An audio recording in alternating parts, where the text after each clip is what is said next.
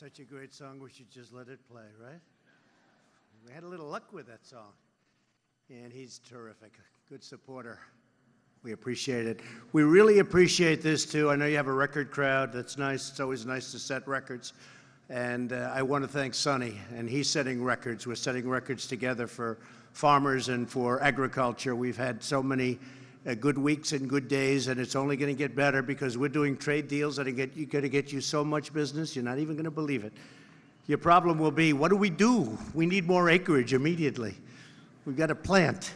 But I will say we are doing some things with trade that are going to have a tremendous impact. You're going to be doing business with Canada. You're going to be doing business with places where it was very, very difficult to do business. It was very unfair, and a lot of great things are going to happen. So I want to really thank everybody here, and I want to congratulate a very, very good and exciting football team that I watched yesterday, the New Orleans Saints. You know, I can see there's a little group over here. I know who I'm talking to. The rest of the room's going like, yeah, I don't want to talk about that. But you have to say Drew Brees, he's one hell of a quarterback, and that was a tremendous game. And so congratulations to the folks from this area and from this great state. It's a great state. I'm thrilled to be here in a state that I've had a lot of luck with, and I love a lot of people in this state. I know a lot of people for really a truly historic occasion. This is the 100th annual convention of the American Farm Bureau Federation, 100 exactly. If it was 99, although I was here for 99 too, I have to be honest, right? I like the farmers. What can I do? I like farmers. Thank you. Thank you. Thank you very much. For 100 years, this organization has faithfully represented the men and women who are the backbone of our country, truly. Let us all show our appreciation for a very dear friend and a leader, a great leader, Zippy Duval. Where's Zippy? Zippy. Where is Zippy? What a job he does. He only called about 100 times to make sure I'm coming. Thank you, Zippy. Great job. On this special anniversary, we gathered to celebrate America's proud farming heritage. Through your sweat, through all of your work, the strength of your hands and the faith in your hearts, the American farmer feeds and fuels and sustains our nation. So true.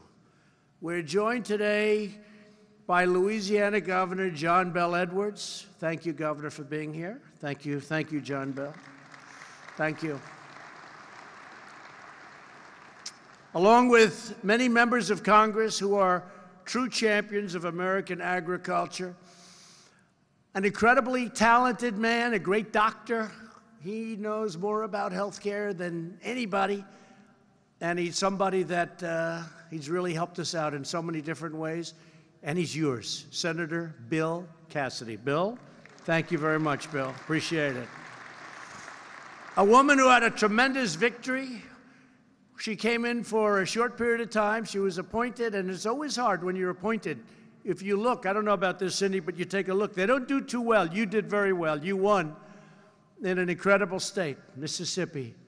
Cindy Hyde-Smith, thank you. That was a great win. A brilliant guy. He's very deceiving. My wife said, I love watching him on television. And I said, who? John Kennedy. I said, John Kennedy? I don't know. But, you know, I thought maybe she was talking about the other John Kennedy.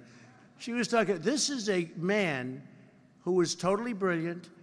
You know, I don't know if you know what this means, Oxford, right? Went to Oxford. Oxford's I'm very much into the world of schools. Oxford, you have to be very, very smart to go to Oxford. And he's very smart. He also loves this state. He loves the people. We gave a rally the night before he won that was incredible. And I looked at that crowd. We had to have 40,000 people or more at a hangar, an airport hangar.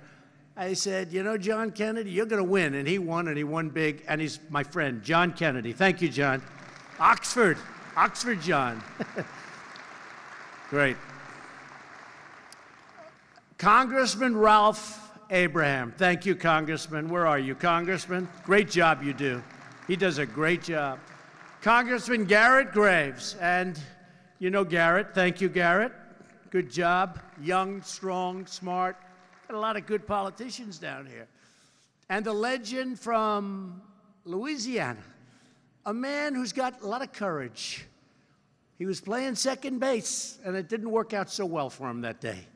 But I have never seen anybody with more strength and really more courage than Steve Scalise. Steve Scalise.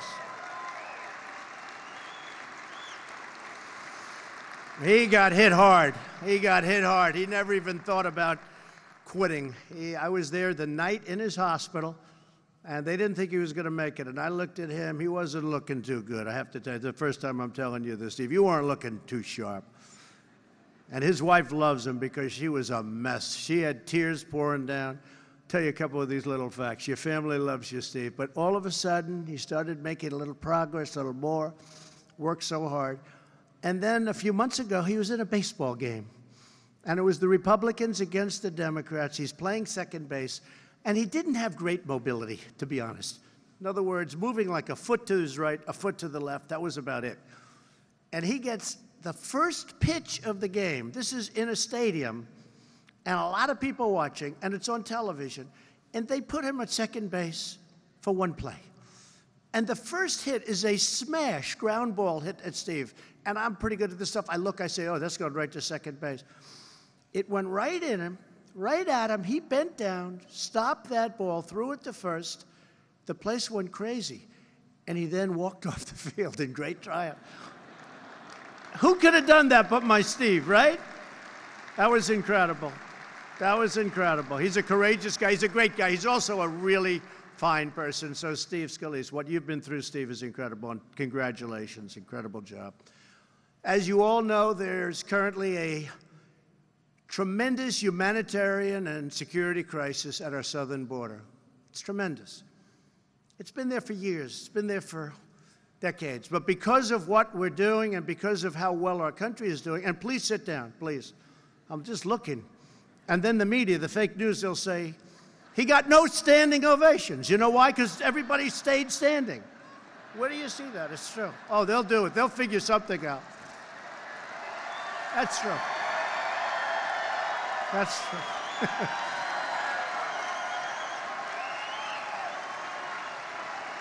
That's true. They can figure it out. They can take the best thing. I go home, I say, darling, I did such a great job. Wait till you see the news tomorrow on something. North Korea, China, we're doing great in trade deal. China, this, that. They can make anything you do look bad. But I was watching as you're standing, and I said, you know, if they sit, it's probably better for me, because every once in a while they'll stand. The other way they'll say, the crowd did not appreciate him. They didn't give him one standing ovation. Anyway, thank you very much. Women and children are being ruthlessly exploited at our southern border by vicious coyotes. Who would think of this? Human traffickers. Now, when you hear the words human traffickers, you think about 1,000 years ago, 2,000 years ago. You wouldn't think. It's worse today in the world, this is a world problem, than it's ever been. And the reason it's worse is because of the internet. They target young women. They target young children, the internet.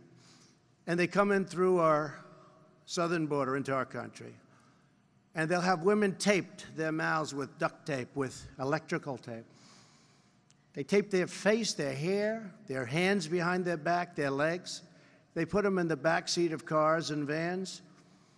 And they don't come in through your port of entry, because you'd see them. You couldn't do that. They come in through our border where we don't have any barriers or walls. And they drive right in, and they have no problems. And we'll get that stopped. We're going to have a wall. We're going to have a barrier. We're going to have something that's going to be very strong. One of the most important things. And I built a lot of wall. You saw it the other day. They kept saying, you didn't build wall. I said, built wall. So I actually decided I better put a picture on it, you see. But we built a lot more than that. And we renovated a lot of pretty good stuff that we made good again. It was in very bad shape. But we've done a lot. We want to finish it. Because, you know, you can't have openings. Because if you have an opening, they go here and they just sort of go over this way. They find the open spot, they come in. And we have to build what we have to build, probably a total of 550 miles, including the renovations. And we've done a lot of work. People don't talk about it. I don't talk about it because until we're finished, the big thing is we have to get it done. And we've had great support from John, your senator, Bill, your senator, from everybody. We've had tremendous. Steve is working hard in the House. Your congressmen are working really hard, because it's common sense. What we're talking about is common sense. Last month alone, 20,000 migrant children were illegally brought across our borders. 20,000. 1 in 3 women are sexually assaulted on the journey up from Honduras or Guatemala or El Salvador. Think of that. Think of that. Hard to believe. Vast quantities of lethal narcotics are being smuggled across the border. Most of the drugs coming into our country come in through the southern border, and much of it comes through areas that are not your portals, including meth and cocaine and heroin and fentanyl. Heroin alone, if you look at the heroin epidemic, it's an epidemic. Heroin alone kills 300 Americans a week, and 90% of it, at least, crosses our southern border, comes in through our southern border. And I've spent a lot of time with Secret Service and with Border Patrol and ICE, incredible people, and they show me the methods that they use, how they hide it. They put it in hubcaps, they put it in engines, they put it in areas you wouldn't. They're brilliant in many ways. They're brilliant. You wouldn't even think of what they do to get things in. And we can stop it, but we can't stop it if we're going to play politics. And the numbers you're talking about are peanuts compared. You'll make the money back numerous times a year. In 2017, drugs killed over 70,000 of our fellow citizens. Just think of that. That's like a football stadium loaded up, and imposed costs on our society in excess of $700 billion. In the last 2 years, ICE officers arrested 266,000 illegal aliens. Think of that. With criminal records, including 100,000 assaults, 30,000 sex crimes, and 4,000 violent murders or killings. The crisis of illegal immigration impacts all Americans, threatening public safety, overwhelming public resources, straining our local schools and hospitals, undermining U.S. workers, and claiming countless innocent lives.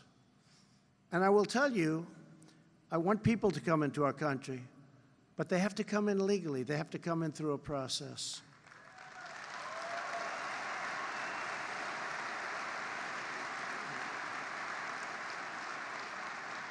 Thank you. As president, the defense of our nation is my highest and most important duty. And this is the defense of our nation, just like we prepare for other nations that you think more traditionally is what that sentence refers to. When it comes to keeping the American people safe, I will never, ever back down.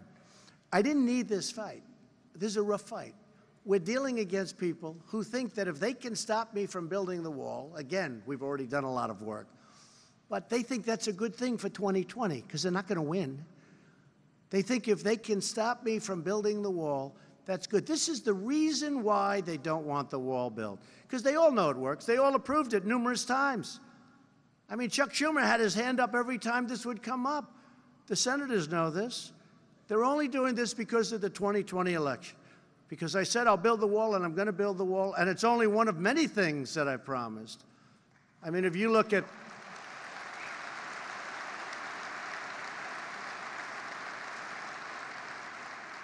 got you the biggest tax cut beyond the Ronald Reagan tax cuts. ANWR, getting rid of the individual mandate, the biggest cuts in regulations in the history of our country, and we're going further. That might be the biggest reason that our country is doing so much better than other countries and why we're doing so well. But they view this as a political thing, because this was one of the big things I said, we're going to do tax cuts, we're going to do we're going to do, and you know, we've done most of what we said. That's a lot of news back there. One of the folks back there said that he's actually done more than he promised. It's true. I have actually done more than I promised. We've done a lot, even with the veterans. A lot of veterans in Louisiana. We got Veterans Choice. We got Veterans Choice approved, which is pretty amazing. They've been trying to get that for years and years, decades and decades. And we got accountability, VA accountability. When you had somebody treating our veterans horribly, you couldn't do anything. You couldn't fire them, whether it's unions or whether it's civil service or whatever it may have been. But for decades and decades, somebody could do anything they wanted. They can steal, they could abuse our veterans, they can be sadists, they can do whatever they want. You couldn't fire them. And I got accountability approved. Everyone said you couldn't get that. Too much power against it. We got it done, and now we can say, Jim, you're fired. Get out of here. We don't want you taking care of our veterans. That was a big thing. A lot of help from those people. So we got a lot done, but they view the wall as being a big item that if I don't do it, you know, it's a negative. It's a negative. And I'm not doing it for that reason. I'm doing it because we have to do it. It's common sense. We have to do it. If you look at the caravans coming up, if you look at what's going on, you take a look. If we didn't have some of those walls, the military has been incredible. They came up and they built some barriers. They kept thousands and thousands of people from overrunning various sections of our country. We've done a great job at the border, but we need that we need that barrier, because you can't do this. You can have all the people you want dressed in military, you can have ICE, you can have Border Patrol. If you don't have that barrier, there's not a thing you can do. You know, they all say we like technology. I like technology too. But we can have all the drones in the world flying around. We can have all the sensors in the world, but if you don't have a strong steel or concrete barrier, there's no way you're going to stop these people from rushing. Last week, we have no idea who they are, and you got some, I'm sure, very good ones, but you got some real bad ones. Last week, I traveled to McAllen, Texas, to tour the border and meet with the heroes of ICE and Border Patrol. These great patriots made clear what they need from Congress and to end this terrible crisis. And we will end it. We will end it. You know, when we have proper security, people aren't going to come, except for the people we want to come, because we want to take people in to help our farmers, et cetera. Very important. We're going to make that actually easier for them to help the farmers, because you need these people. No, you need these people. We're going to make it easier.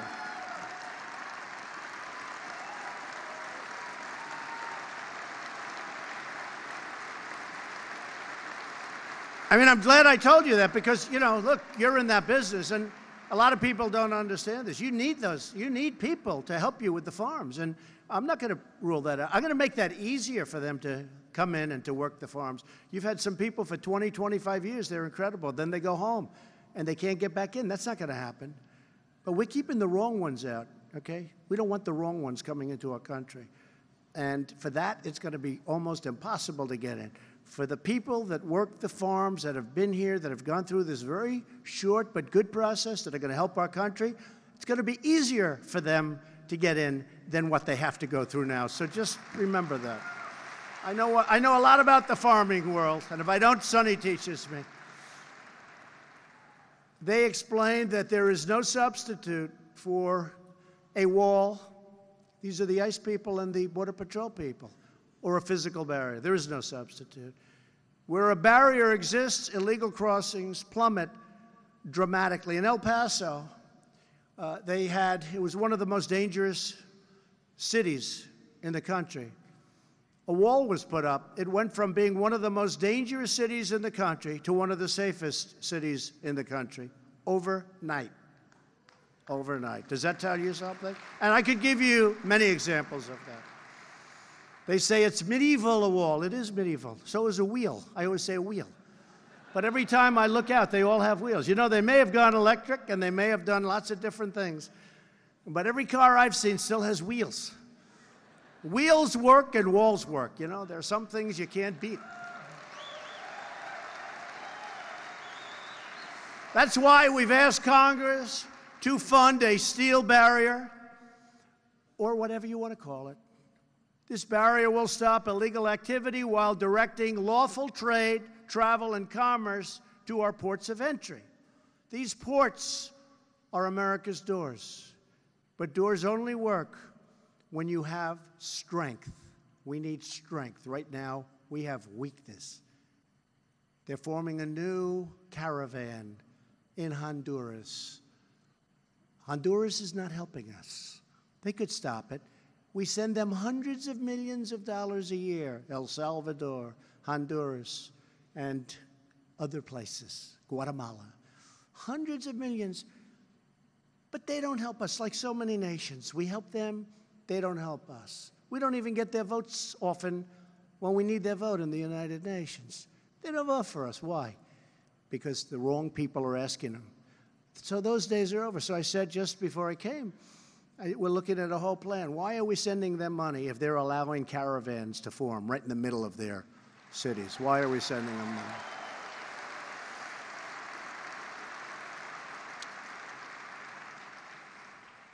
A lot of changes have been made in this country in less than 2 years, I'll tell you that. A lot of changes, and really good changes. Changes that people like you with common sense and smarts fully understand. And that's why we're liking where we are, and the country is changing very rapidly for the better. As part of our overall border security plan, we have also asked Congress to approve cutting-edge technology to detect drugs. There's incredible technology today. So when these cars do come in through the ports of entry, you have technology today that's so incredible. We don't use it. We don't have it because our leaders decided not to spend the money. Well, you make it back every month, probably more than that, because the drugs coming through the southern border are destroying the fabric of our country. It's so bad. It's so bad. So we have to stop it. This technology is incredible. To fund more agents, we're putting that high on the list, officers, beds, believe it or not. We're one of the only countries, I say one, because every time I say something else, they'll say, oh, well, there was a country that also did it. Somebody comes into our country. They touch 1 foot on the ground, and we have to catch them. It's called catch. We then take their names, and we bring them to a court. Can you believe this? And we release them. But see, we're trying to do catch and hold, catch and not release. But you have to release. So we release. And they go into our country, and then you announce, these are the laws. Then you say, come back in 3 years for your trial. Tell me, what percentage of people come back? Would you say 100%? No, you're a little off. Like, how about 2%? And those people you almost don't want because they cannot be very smart. 2%, 2%. 2% come back. Those 2% are not going to make America great again. Not again.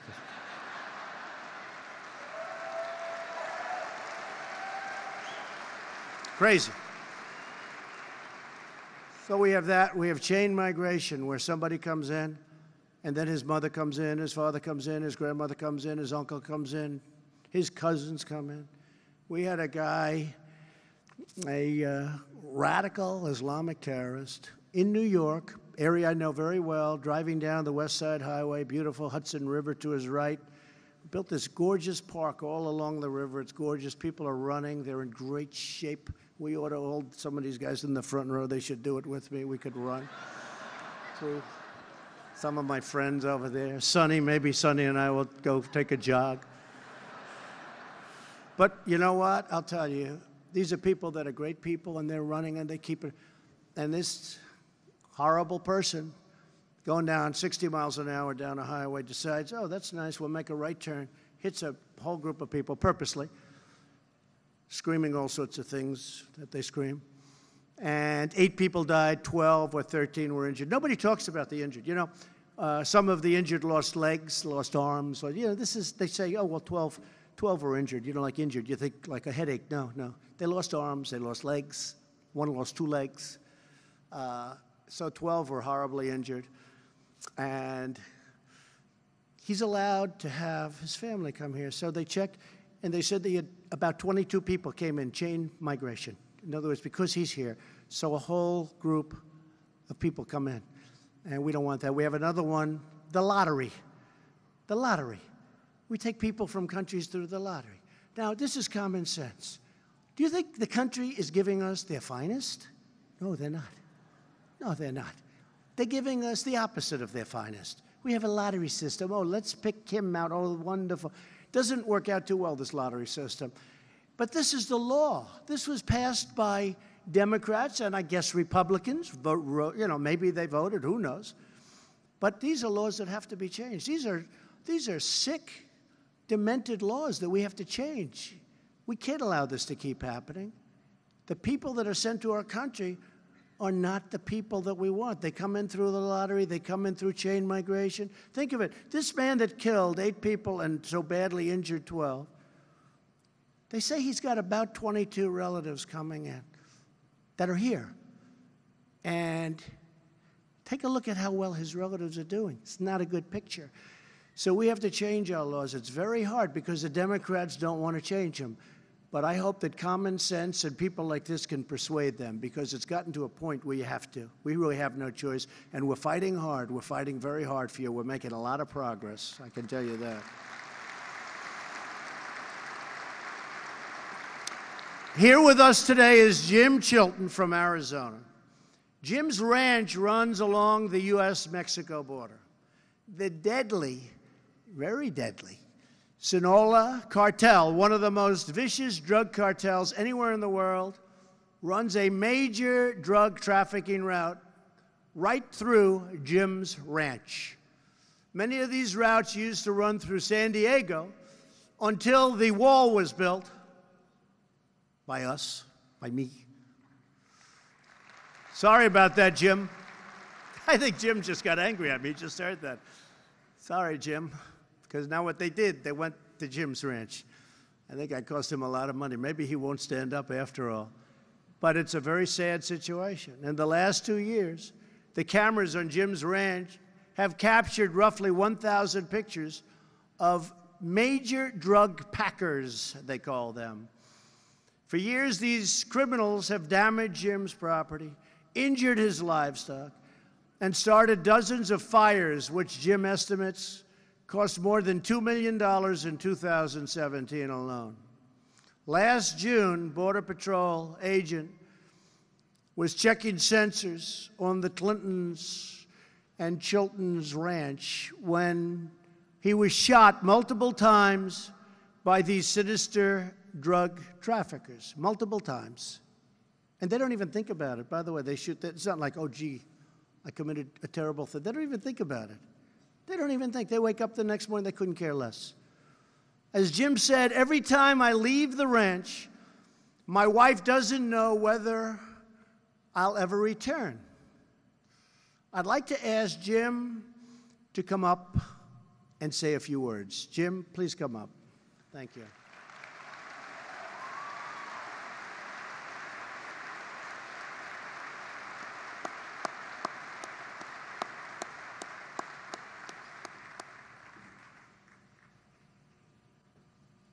Thank you, Jim.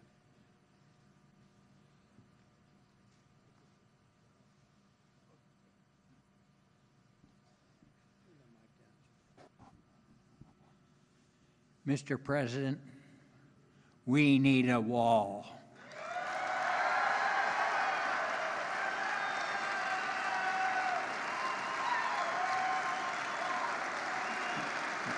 I would say we need a wall all around, all the length of the border.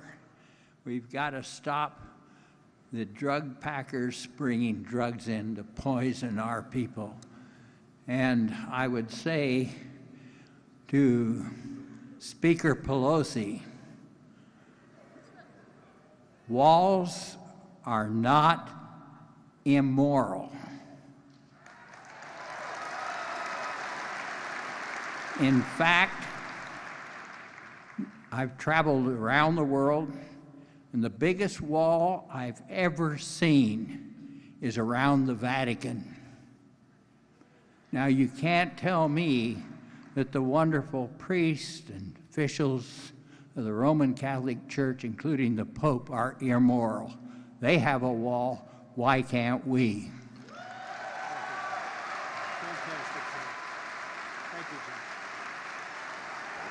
Thank you, Jim.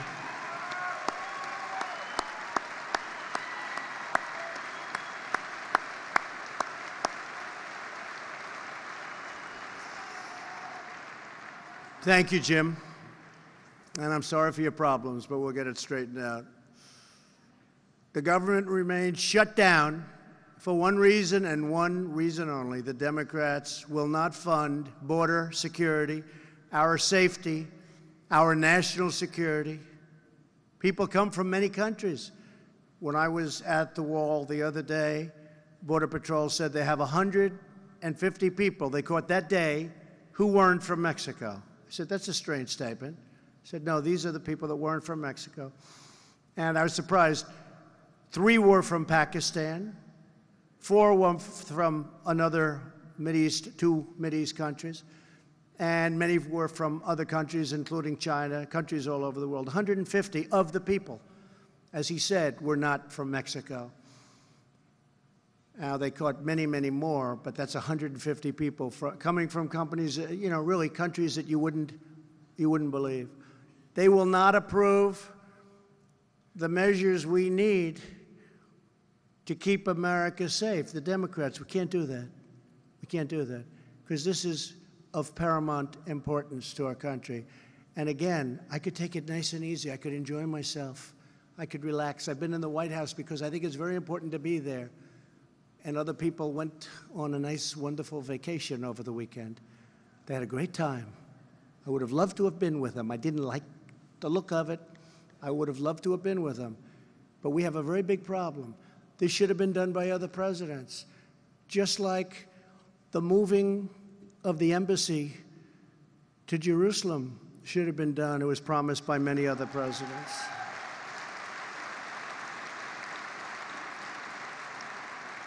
Just like we're doing the job in North Korea, just like we're doing the job with China. We're getting it done. We're getting it done. We're getting it all done. But it would have been nice if other administrations were able to do it.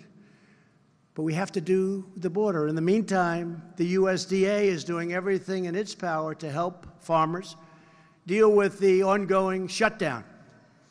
We thank you for your support and patriotism, and we fight to defend our nation.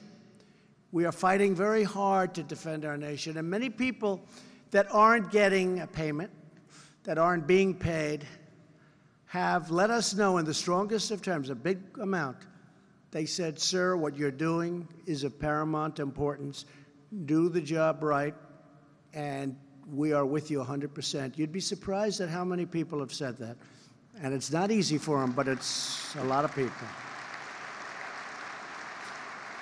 So I'm asking all of our citizens to call your Democrat lawmakers and ask them to pass a bill that secures our border, protects our country, and now reopens our government. Because as soon as they do that, we reopen our government.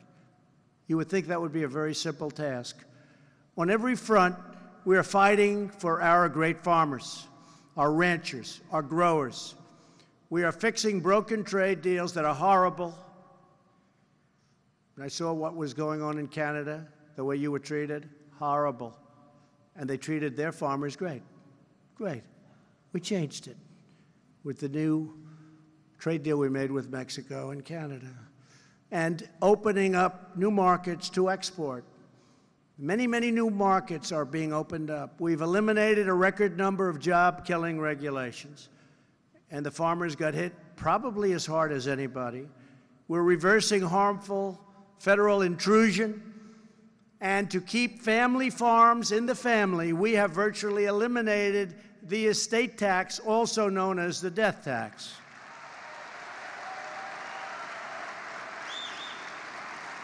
Thank you. Thank you.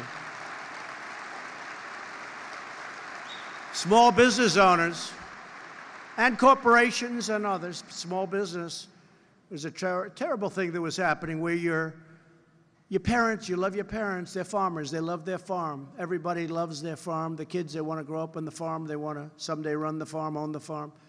And they couldn't because they had very large estate taxes to pay. So they go out and borrow money.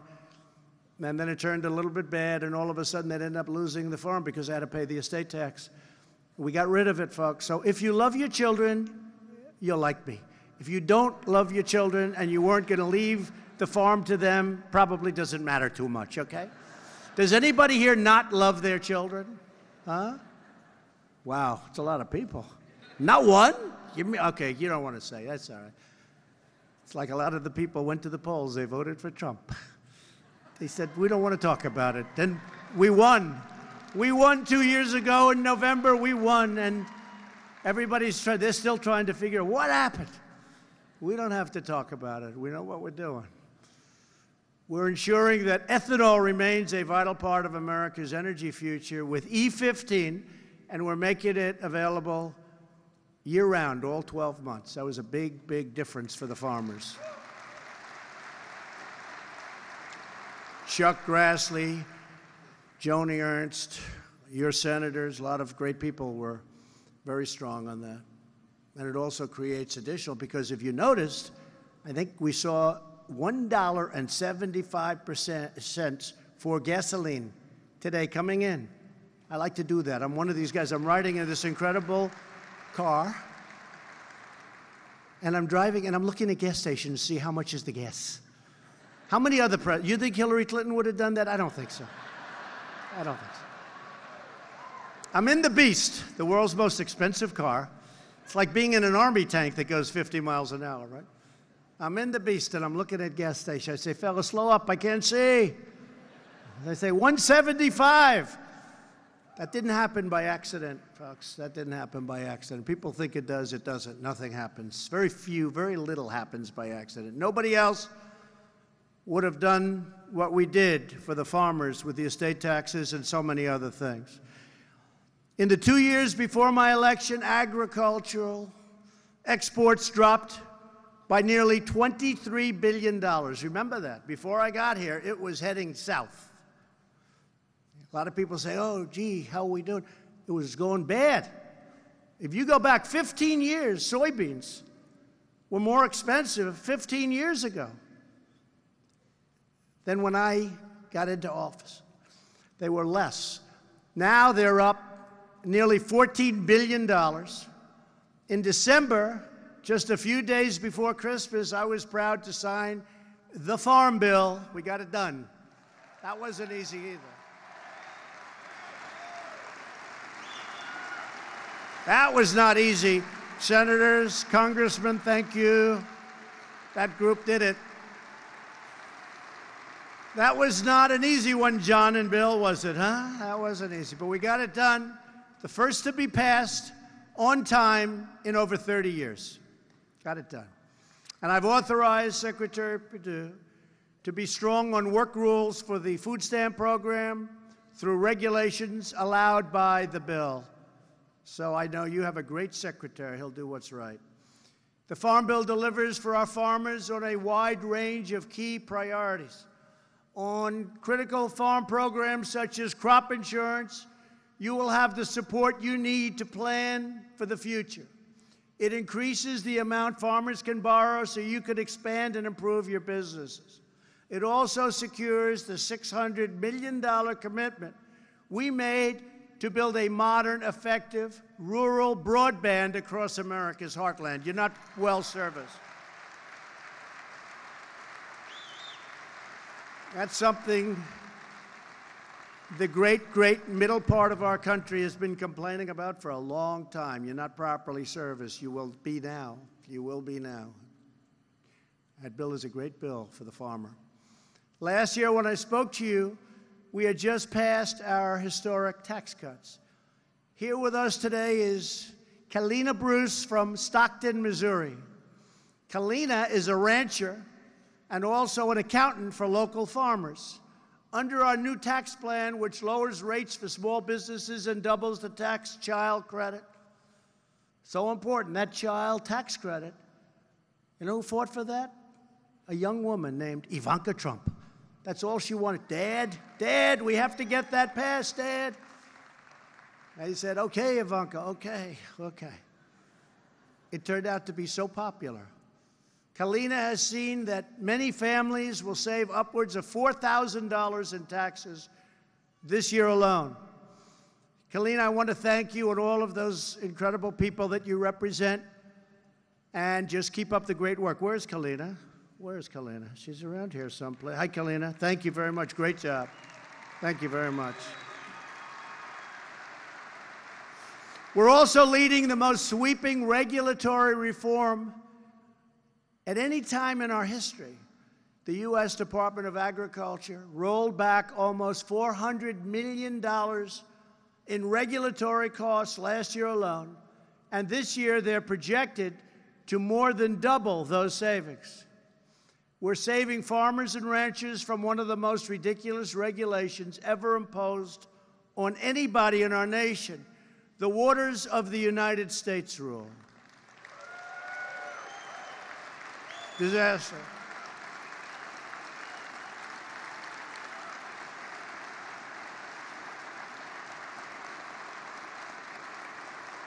Other than the title, such a beautiful title, it was a total kill on farmers, on builders, on everybody. It was a total kill. Sounds so nice. In fact, I looked at John Kennedy when I signed that. I said, John, I'm going to get killed for this one. Because what we did was take something, the waters of the United States, how beautiful is that? And yet everything inside was a total kill on you. And other businesses, by the way. And we didn't get killed, did we, John, huh? We didn't. They love it. So many people have come. And you know, the time when I signed that bill, I had ranchers, farmers, and some home builders behind me. And these are tough people. They were strong, tough men and women. And half of them were crying because we basically, our government stole their property.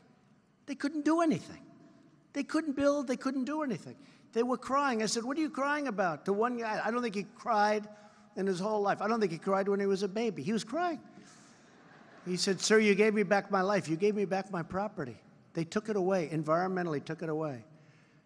And you're going to do the right thing. In the audience today is Val Wagner from Monango, North Dakota. Val, it's a good place. You have a great new senator, by the way. Great new senator. Really great. Val and her husband would love to expand their farm for their 4 boys, but under the Waters of the United States rule, they would have had to pay tens of thousands of dollars in fines because of the prairie potholes on their land. You all know what prairie potholes are? Yes, you do. I don't, but it sounds bad. To Val and every farmer, we're going to keep federal regulators out of your tanks, your stock tanks, your drainage ditches, your puddles, and your ponds. And you know exactly what I'm talking about. You can have a pond, a little pond, and they consider it a lake. And you're regulated as though it were a lake. We're going to get government off your back so you can earn a living and support your families doing what you love. And I know what you love. Farmers love what they're doing. We also passed legislation to rebuild our water infrastructure, including our nation's inland waterways, which carry more than 60% of our agricultural products. We are replacing one-sided, unfair trade deals. We have so many nations, it's a one-sided deal. With China, every year, for many years, we're losing $375 billion, not million, billion dollars. We're working on that very strongly. You see what's going on. Doing very well. We have the European Union. They don't treat us right. They treat our farmers terribly. You can hardly sell into the Europe. They have barriers. And they have tariffs that are massive. But with a farmer, they don't want your product. We're working with them. They have to treat us fairly. We're losing $151 billion a year with the European Union. Sounds so nice, right? The European Union. And then the press gets angry. They say, Donald Trump is not treating the European Union fairly. Well, that's because they're not treating us fairly, folks. I want to be nice. In fact, they said my poll numbers are very bad in Europe. I said they should be. No, seriously. They said when he started off, he had 87%. That means you can be the king of any country. Now they're ching because I'm representing our country. I'm not representing those countries. You know, one of those things.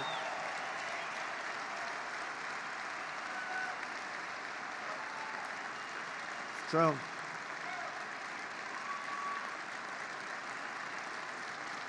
It's true. They said his poll numbers have tanked. And I said, oh, damn it, what's going on? Damn it. Then I said, oh, it's in Europe. That's okay. Now, we get along well with them, and there are a lot of great people and great leaders. But look, I'm not blaming them. I don't blame China. I mean, China, $375 billion a year we lose. It's really more than that, but that's like the conservative number. I think it's 504. But I'm giving you conservative because I don't want to be criticized for using wrong numbers, right? But I don't blame China. I was in China making a speech, and President Xi, who's a friend of me, great guy, but he represents them. I represent us. And he's sitting over here, and I'm talking to this massive crowd of people, and I'm talking about how China's bad, bad, bad. And I'm saying, boy, this could be dangerous. I'm in China. I'm in Beijing doing this. And I'm saying, I don't like this. But I looked at him, and I realized, actually, during that speech, it's not his fault or their fault. It's our fault for allowing that to happen. It's our leaders' fault. Over the last 15 years, we've seen a continual decline in the U.S. share of agricultural trade all throughout the world. You know that. It's all going in the wrong direction. It's changing now. Wait till you see what happens. We do the right deal with China. You're talking about massive. They're already back ordering, right? They're already back. He told me, I said, you got to start ordering. You're going to order. They're going to order. And they've already started. We're turning all of that around with fair trade deals that put American farmers, ranchers, and in fact, put America first. That's what I'm interested in, America first. We just opened Argentina to American pork exports, pork, for the first time in a quarter of a century. They needed something. I said, you have to open it up to pork. And they said, okay. I said, why didn't you do it before? They said, nobody ever asked us. A lot of it is that. You would be amazed. Nobody ever asks. India and Morocco have both opened their markets to our poultry exports. We do so much for them. It's incredible. Japan opened its market to U.S. exports of potatoes from Idaho and lamb from the great state of Texas. Yes.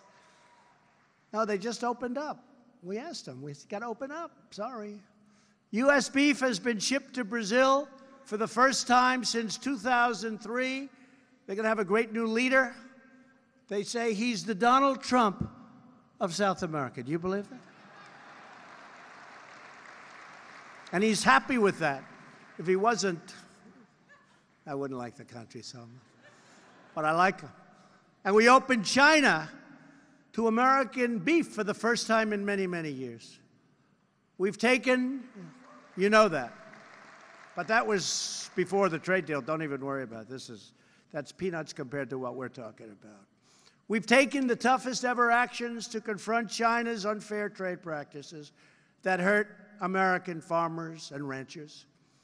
This includes China's theft of trade secrets from American agribusiness. I couldn't believe how complicated your business is with the seeds and the genetic farming. It's incredible. People don't know this.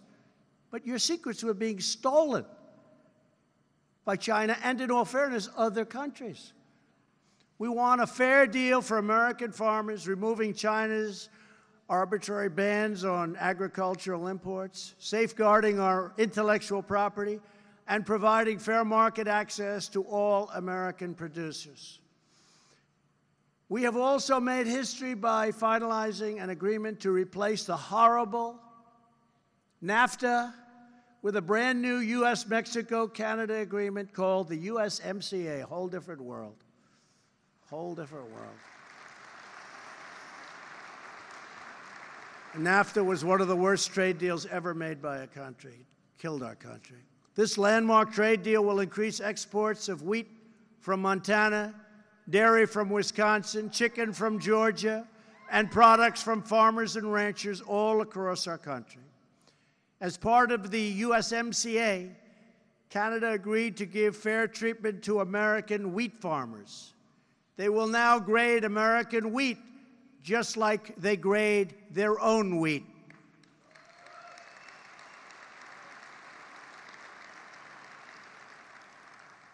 Which to me doesn't mean much, but to farmers, it means a lot. That's what they tell me. I said, what can we do? They said that would be a big thing on wheat. Even the NFL, you know, the NFL for many years was having a hard time with Canada, having to do with the Super Bowl. And I heard about it, and I asked about it, and it was a lot of money, but it was tiny compared to the overall deal with Canada and with Mexico. So as one of the things, I said, you got to treat the NFL fairly. You know, it's a great American company.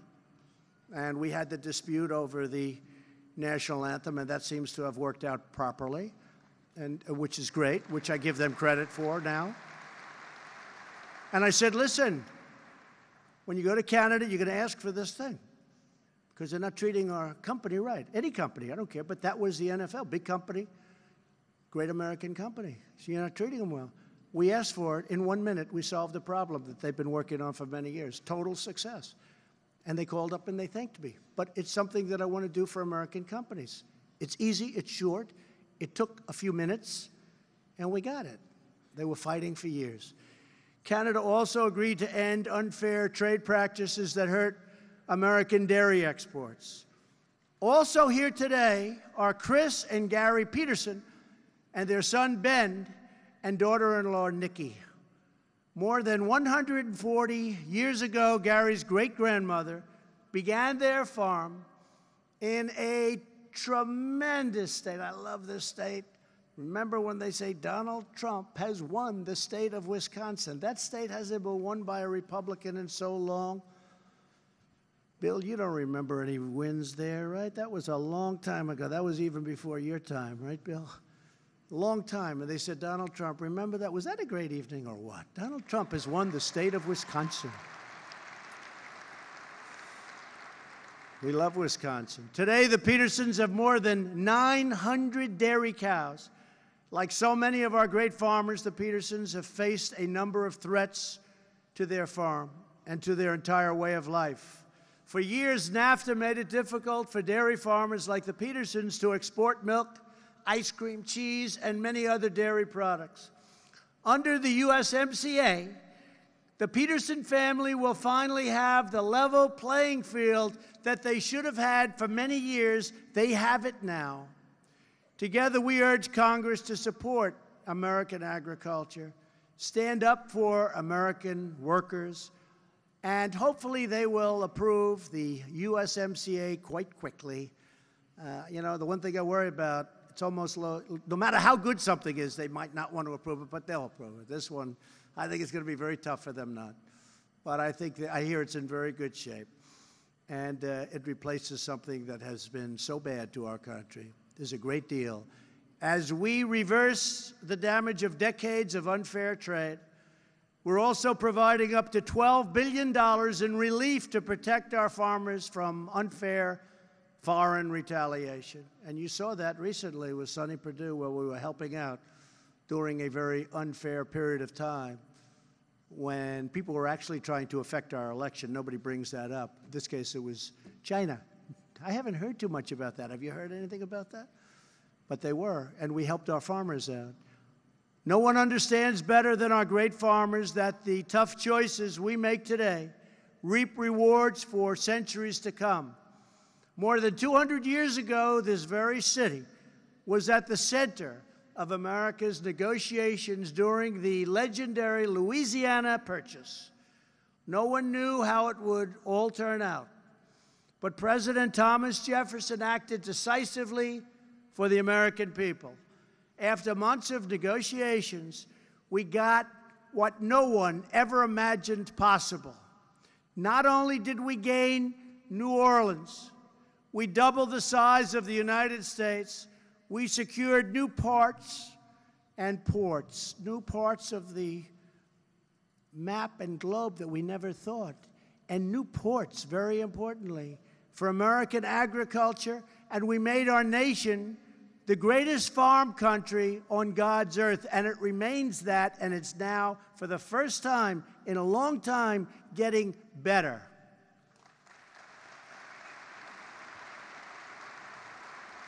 Our nation was founded, settled, and built by farmers.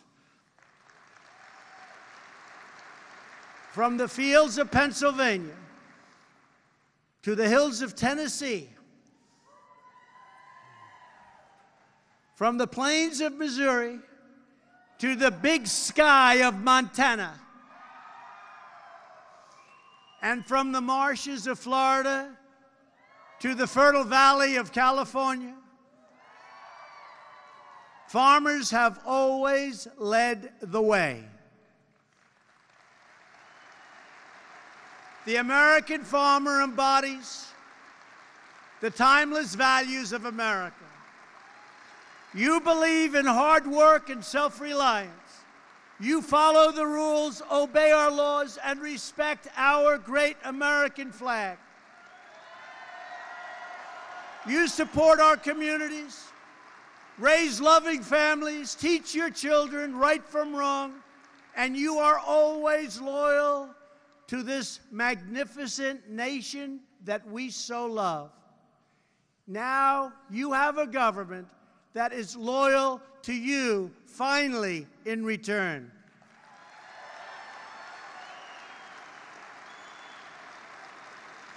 Because we know that government's first duty is to our own citizens. We are fighting for the American farmer, and we are fighting for the American dream, and for the products made and grown with pride right here in the USA. That's what we're fighting for. We are defending a cherished legacy, and we are preserving a beautiful way of life passed down from mothers and fathers to sons and daughters, from generation to generation. You are the keepers of this noble tradition. You are the guardians of this majestic heritage. We are standing up for the men and women who work the fields, till the soil, and harvest the land. We are protecting your rights, your freedoms, and our glorious Constitution. And we are doing it all with love in our hearts, joy in our souls, and trust in our God.